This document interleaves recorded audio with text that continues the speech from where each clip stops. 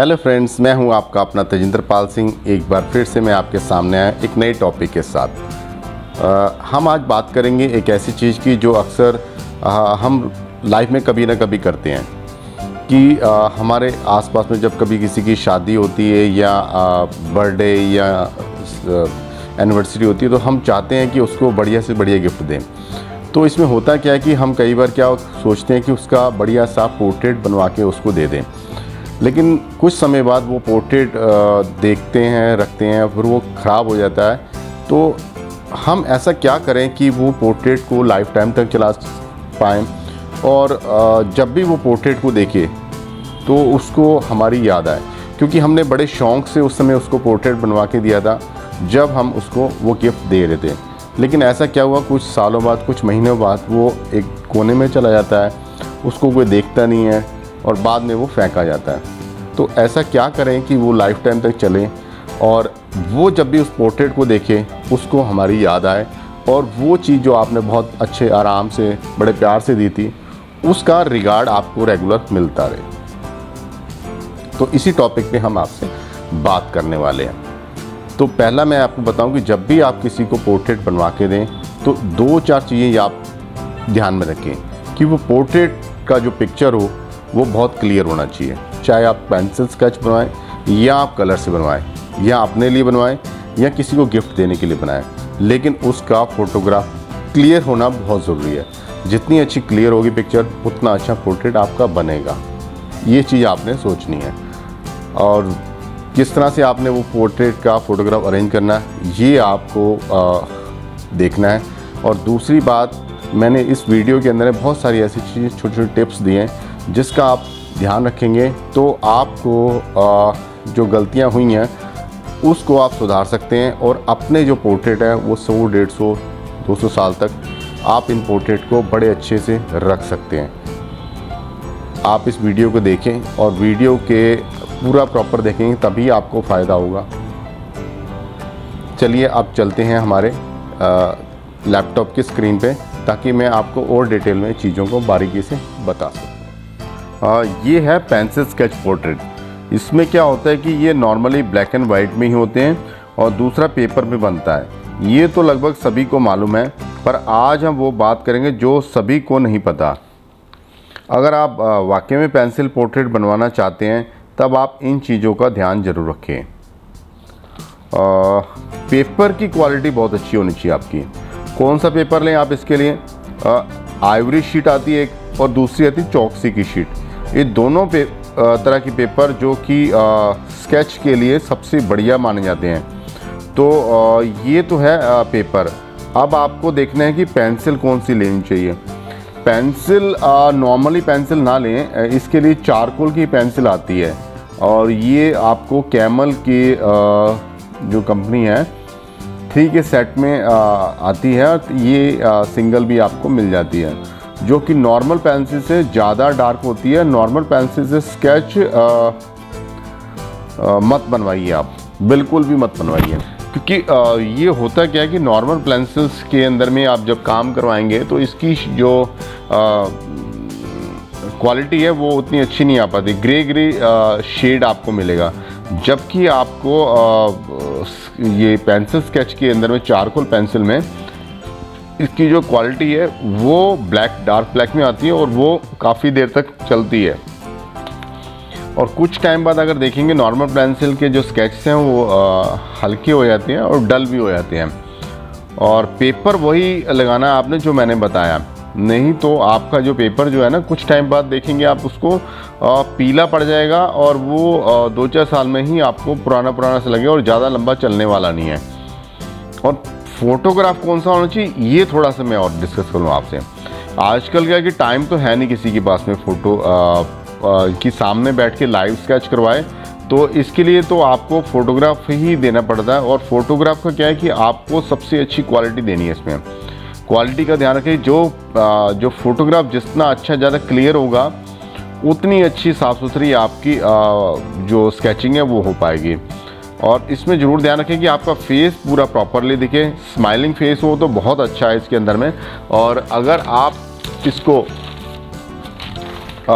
इसके बाद जब आप पोर्ट्रेट बनवा लें तो एक चीज़ का और आपको ध्यान रखना है कि इसके ऊपर में आर्टिस्ट से करें या खुद करें, एक स्प्रे वार्निश आती है उसका एक कोटिंग जरूर करवा लें, ताकि आपने जो काम करवाया ना उसके ऊपर में वो अच्छी तरह पेस्ट हो जाए, फिक्स हो जाए, ताकि वो पेंसिल जो होती है वो थोड़ी सी डार्क होती है और थोड़ा सा उसका होता है कि हाथ में लगने से कहीं फैल ना जाए कलर और वो आपकी जो स्केचिंग है वो ख़राब ना हो जाए। तो ये भी आपको उस पर करवाना है। और ये भी कि आपको कैमल कंपनी के अंदर में एक स्प्रे मिल जाता है। एक चीज़ और ध्यान रखनी है आपने जो लास्ट में है, कुछ लोग क्या करते हैं कि इसके ऊपर में ना पॉलीथीन चढ़ा देते हैं, तो ये मत करिए, इससे बड़ा चीप लगता है और बड़ा दिखने में बेकार सा लगता है और कुछ टाइम बाद देखेंगे आप पीली पड़ जाएगी पन्नी और वो स्केच को भी ख़राब करती है। अगर आपने इतने पैसे लगाए हैं और टाइम लगवा के आपने बनवाया तो इसकी आप फ्रेमिंग जरूर करवाएं। फ्रेमिंग करवाने के लिए आपको क्या करना पड़ेगा, इसके साथ में आपको या तो ब्लैक का या वाइट का या ग्रे कलर का, 3 तरह के कलर जो माउंट होते हैं वो ज़रूर यूज़ करें, ताकि आपका इसके अंदर में थोड़ी डिस्टेंस मिल जाएगा फ्रेम के साथ में और उस डिस्टेंस की वजह से इसकी ब्यूटी जो है और अच्छी आ जाएगी इसके अंदर में। और फ्रेमिंग करते समय इस चीज़ का ज़रूर ध्यान रखें आप कि उसके अंदर में आपको ये सब करना, ब्लैक एंड वाइट चाहे आप कोई भी फ्रेम चूज़ करें आप उससे कोई इफेक्ट नहीं पड़ता, लेकिन माउंट ज़रूर लगवाएं इसके साथ में।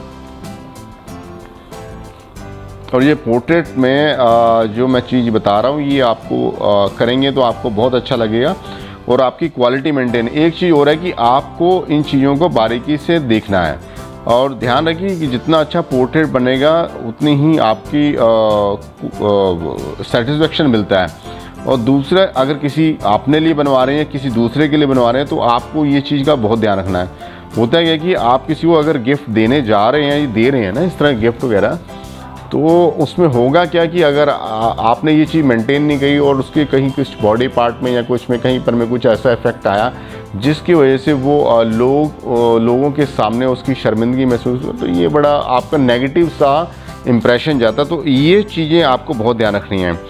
और पोर्ट्रेट में क्या होता है कि लाइफ टाइम वाली बातें होती हैं। इसमें एक चीज़ याद रखें कि मैक्सिमम लोग अपने बचपन के फ़ोटोग्राफ की ही पोर्ट्रेट बनवाते हैं या यंग एज की बनाते हैं, बुढ़ापे की बनाते हैं एक ओल्ड एज में जाके। तो इसमें एक मेमोरी सी रहती है कि बचपन में मैंने इस तरह के कपड़े पहने थे, इस तरह की स्माइल थी या टॉय था या कुछ ऐसे था। जैसे इसी एक फ़ोटोग्राफ जो सामने है इसके अंदर में आप देखेंगे कि इसके अंदर में इसी तरह का है कि बच्चे का है और इसमें बड़ी अच्छी छोटी स्माइल है, बेबी है छोटा सा, और इसका टॉय भी है और इसके कपड़े देखिए। तो ये जो है ये लाइफ टाइम के लिए बच्चे के लिए बन गया और ये आगे जाके उसको जब बड़ा होगा तो ये चीज़ फील आएगी कि मैंने बचपन में इस तरह का दिखता था। हर इंसान अपने बचपन की याद को बड़ा संभाल के रखता है। तो आप भी कोशिश कीजिए कुछ ऐसे अच्छे से बचपन के फ़ोटोग्राफ निकालिए, उसको आप पेंसिल ड्राइंग बनाइए और एक अपने सुंदर सी दीवार पे उसको बढ़िया सा फ्रेम करके लगाइए या किसी को गिफ्ट कीजिए। तो ये गिफ्ट के लिए बहुत अच्छा पर्पस माना जाता है। तो आप ये चीज़ का ध्यान रखें कि आप इसकी उम्र में मोटी शीट्स का और पेंसिल स्केच वाली है चारकोल पेंसिल का इस्तेमाल करें, ताकि ये लंबा चले और देर तक आप जब भी वो कभी आपके इस गिफ्ट को देखेगा तो उसको एकदम तुरंत से आपकी दी हुई चीज़ मेमोरी में एकदम याद आ जाए और आपका जो इम्प्रेशन है वो लाइफ टाइम तक उसके ऊपर बड़ा अच्छा रहेगा। अब हम बात करते हैं वाटर कलर पोर्ट्रेट की। इसमें क्या है कि वाटर कलर, ये जैसे नाम से ही आपको पता लगा कि वाटर कलर पोर्ट्रेट है, तो वाटर कलर ही यूज़ होते हैं। और इसके लिए आपको मैं पहले से बता दूं कि इसके लिए कुछ क्या होता है, शीट्स की बात करें तो आइवरी की शीट्स और हैंडमेड शीट्स जो है सबसे अच्छी मानी जाती है इसके लिए। और हैंडमेड शीट्स में अगर आप यूज़ कर रहे हैं तो इसके अंदर बड़ा अच्छा इफेक्ट्स आता है और ये थोड़ी और शीट्स से थोड़ी सी मोटी होती है। मोटे होने की वजह से इसके अंदर में जो कलर्स है उसको ऑब्ज़र्व करने की ज़्यादा पावर होती है। और आप देखेंगे कि जो कलर्स होते हैं, वाटर कलर्स होते हैं, वो ट्रांसपेरेंसी होते हैं, पतले होते हैं और जिसकी वजह से ये पेपर पे अच्छी तरह से आ जाते हैं। अच्छा, इसके बैकग्राउंड की अगर बात करें, जब हम पोर्ट्रेट बनवाते हैं तो ये लाइट ही रहता है, लाइट या वाइट ही आपको मिलेगा प्रॉपरली। इसका कारण है कि अगर हम ज़्यादा कलर्स लगाएंगे बैकग्राउंड के अंदर में तो ये पेपर जो है पूरी तरह से गीला हो जाएगा। गीले होने की वजह से होता क्या है कि आप देखेंगे कि इसके बैकग्राउंड के अंदर में जब पानी जाएगा तो सारा पेपर जो है गीला हो जाएगा। गीले होने से ये सारा पेपर ख़राब हो सकता है और जो आपने पोर्ट्रेट बनाया है उसके ऊपर में कहीं कोई गलत रंग ना आ जाए या वो बनाई मेहनत ना ख़राब हो जाए। तो कोशिश आर्टिस्ट यही रहता है कि इसके अंदर बैकग्राउंड जो है वाइट ही रखता है। और ध्यान रहे कि हल्का पेपर ना लें, क्योंकि हल्का अगर आपने पेपर लिया तो तुरंत पानी लगने से ये मुड़ जाएगा और इसकी क्वालिटी ख़राब हो जाएगी। तो आपको यही करना है कि इसको हैवी पेपर लें, आइवरी की शीट लें या फिर आप हैंडमेड शीट्स लें। और इसके बाद आपको फ्रेमिंग जरूर करवानी है और फ्रेमिंग में आपको ग्लास फ्रेम जरूर करवाना है इसके अंदर में। मैं एक चीज़ और आपको बता दूं कि शीट जो आप काम कर रहे हैं शीट है ना, इससे कॉम्प्रोमाइज़ मत करना आप। और दूसरी बात है कि आर्टिस्ट के आप पुराने काम ज़रूर देखें इसके अंदर में। इससे होगा क्या कि जब तक आप पुराने काम नहीं देखेंगे तब तक आप उससे पोर्ट्रेट ना बनवाएं, क्योंकि ज़रूरी नहीं है कि जो स्केचेस करता है अच्छे, बहुत अच्छे स्केचेस करता है या ऑयल पेंटिंग बहुत अच्छी करता है, उसका वाटर कलर भी उतना ही अच्छा हो। वाटर कलर के लिए एक डिफरेंट टाइप की टेक्निक होती है। बेशक वो देखने बड़ा इजी लगता है लेकिन उतना इजी होता नहीं है। और अगर आप इसको किसी मजे हुए आर्टिस्ट से पोर्ट्रेट बनवाएंगे तभी आपके इसके पोर्ट्रेट में परफेक्शन आएगी और आपको रखने में, देने में, किसी को अपने लिए बनवाने में तभी मज़ा आएगा। अदरवाइज़ क्या होगा कि आप इसके फॉर्मेलिटी पूरी कर पाएंगे और चीज़ें आपको समझ में नहीं आएंगी और आप फिर बाद में परेशान होंगे। तो मैं ये कहना चाहता हूँ कि आप उसके पुराने वाटर कलर्स देखें। अगर वाटर कलर्स में उसका बहुत अच्छा हाथ है तभी आप उसको दें। ये नहीं कि आपने उसकी ऑयल कलर के पोर्ट्रेट्स देख लिए तो उसको काम दे दिया आपने और उसने आपके काम को कुछ का कुछ बना दिया, फिर आप भी परेशान होंगे और वो आर्टिस्ट भी परेशान होता है इसमें। तो कोशिश ये कीजिए कि आप उसके वाटर कलर के काम देखें जिससे आपने ये अपने वाटर कलर के पोर्ट्रेट बनवाने हैं। क्योंकि ये जो कलर्स हैं ये बड़े पतले होते हैं, तुरंत अगर आप पेपर पर रखें पेपर तुरंत ऑब्जर्व कर लेता है और ज़रा सा भी कलर होता है वो तुरंत बाहर चला जाता है। तो इसमें थोड़ी सी मास्टरी होनी चाहिए उसके हाथ में ताकि वो कलर को अच्छी तरह से बैलेंस कर ले। ये है एक्रेलिक कलर में, ये एक्रेलिक कलर का पोर्ट्रेट है। जैसे कि आपको पता है ये बिल्कुल नया मीडियम है और ये भी वाटर बेस्ड जो पेंट है। और इसको करने से के लिए आपको कैनवास ही ज़्यादा बेटर रहेगा। वैसे लोग पेपर पे या किसी और चीज़ पे भी करवा लेते हैं, लेकिन अगर आप कैनवास पे करवाएं तो इसकी लाइफ अच्छी रहती है। और दूसरा, अगर आपको कैनवास लेना है तो इस कैनवास को आपको रेडीमेड कैनवास जो आजकल मार्केट में मिलते हैं, रेडीमेड में एक चीज़ का ध्यान रखना कि आपको बैक साइड में MDF का बोर्ड लगा ना हो।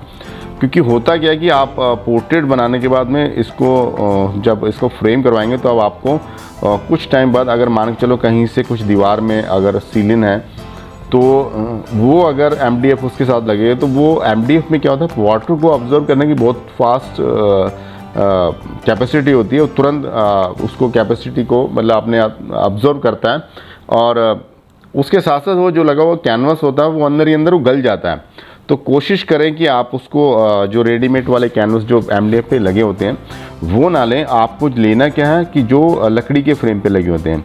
इससे क्या होता है कि दीवार के और कैनवास के बीच में काफ़ी गैप मिल जाता है।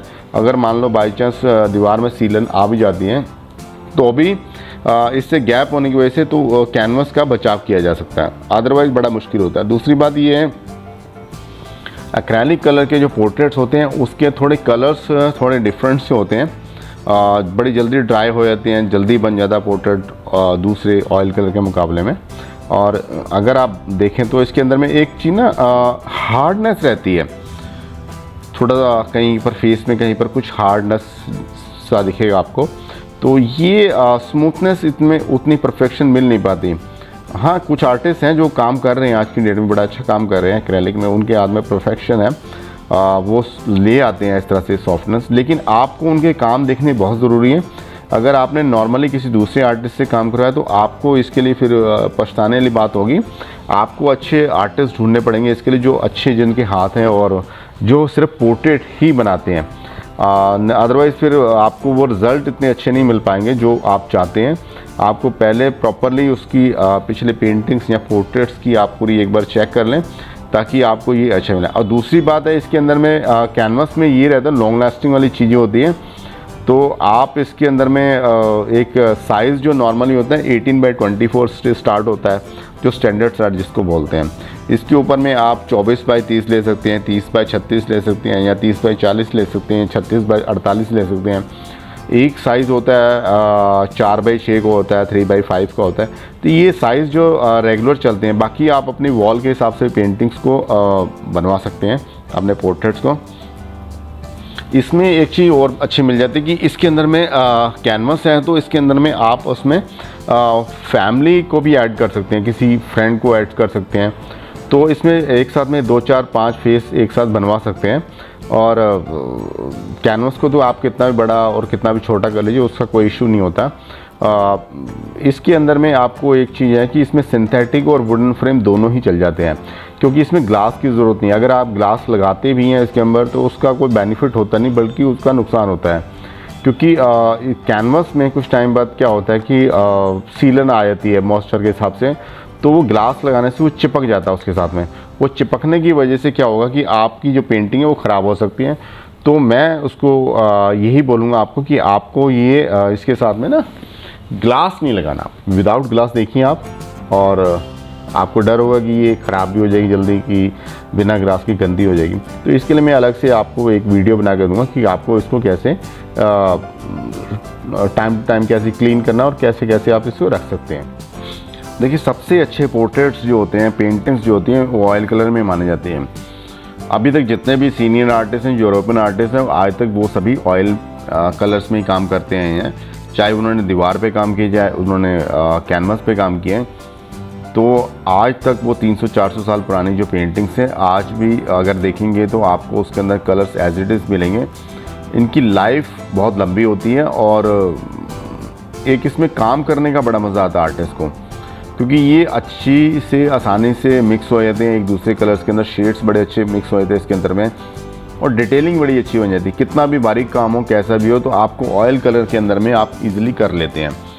तो इसमें क्या है कि आपको अगर जब करना है तो आपको एक रेडीमेड कैनवस ही लेना है, हैंडमेड कैनवस को आपने लेना नहीं है। क्योंकि ये होता क्या है कि रेडीमेड जो कैनवस है उसको अच्छी से आराम से मेंटेन किया जाता है, लेकिन हैंडमेड कैनवस जो होता है वो कुछ दिन बाद ड्राई हो जाता है। और इसके कलर्स की अगर बात करें तो हैंडमेड वाला जो होता है उसके अंदर में इतनी स्मूथनेस नहीं आती। रेडीमेड वाले में क्या है कि ईजी टू मेंटेन है, लॉन्ग लास्टिंग है, उसके अंदर में कोटिंग जो होती है एक साथ चढ़ी होती है। तो वो ही कैनवस को आप प्रेफर करें कि आर्टिस्ट आपका वो वाला कैनवस लगाएं।